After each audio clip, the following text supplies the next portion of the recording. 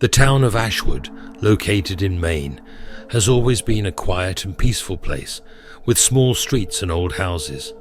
The dense forests around it created a peaceful atmosphere and peace.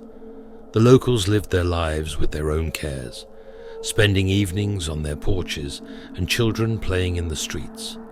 However, everything changed in the early autumn of 1962. In a house on the edge of the town, on an abandoned street, a stranger took up residence. The house had long been considered cursed. No one had lived in it for many years. The new resident was an old man with a grey beard, wearing a shabby black cloak. No one knew his name, and he hardly spoke to anyone.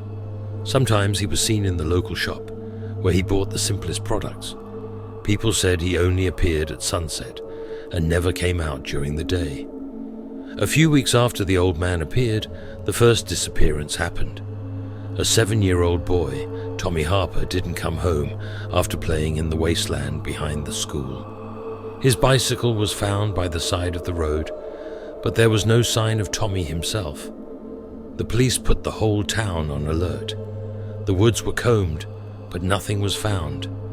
The parents tried to hang on, but a sense of unease gripped the town.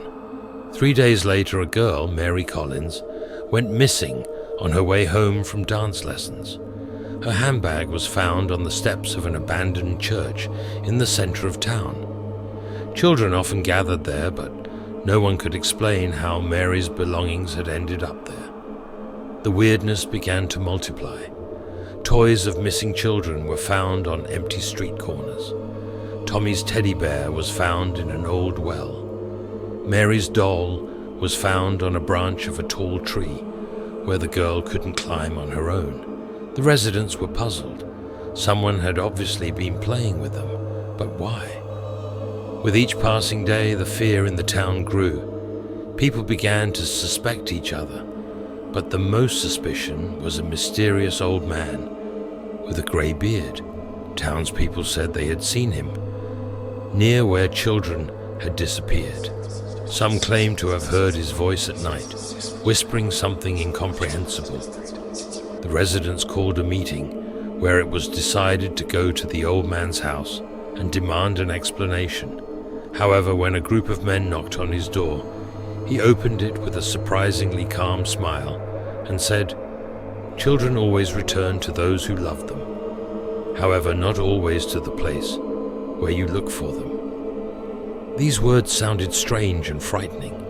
The men, at a loss for confidence, did not dare to accuse him directly and left, but the feeling of unease only grew stronger. In the winter, as snow covered Ashwood, the strangeness did not stop. Toys and belongings of missing children continued to appear in the most unexpected places. One day, Tommy's red cap was found on a bench in the town square. It was completely dry, despite the night's snowfall. The culmination was a discovery in an old abandoned amusement park, long closed due to an accident on a Ferris wheel. In the center of a carousel, littered with rubbish, someone had arranged toys in a circle. Bears, cars, dolls, and even school notebooks with the names of children who had disappeared. Each item had a black star painted on it. The police picked up the investigation again, but the footprints disappeared as suddenly as they had appeared. The townspeople didn't know what to do. Paranoid rumors multiplied. Some spoke of rituals, others of an ancient curse linked to the abandoned house. At the end of February 1963, the old man suddenly disappeared. His house stood empty. The windows were boarded up from the inside and the doors were locked. No one had seen him leave, or where he had gone. However, the strangeness didn't end there. A diary written in Old English was found in the house. The last entry in the diary read, "When the moon rises over the wasteland, I will complete the cycle. Their shadows will free this city." A few days later, the snow began to melt, and the local boys, playing near the abandoned house, discovered an old trunk under the logs. Inside it were the toys of all the missing children and letters. Each letter said the same thing: "I'm with them. We are near." The police reopened the investigation, but no trace of the children or the old man was ever found. Years later, the people of Ashwood began to forget this creepy story. However, some began to remember the strange voices coming from the woods at night.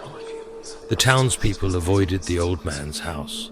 However, every year at sundown on the last day of autumn, a toy was found on the steps of the old house. People whispered that it was the spirits of the children who had disappeared, and no one else wanted to look for answers, because the fear of going back there was stronger than any question.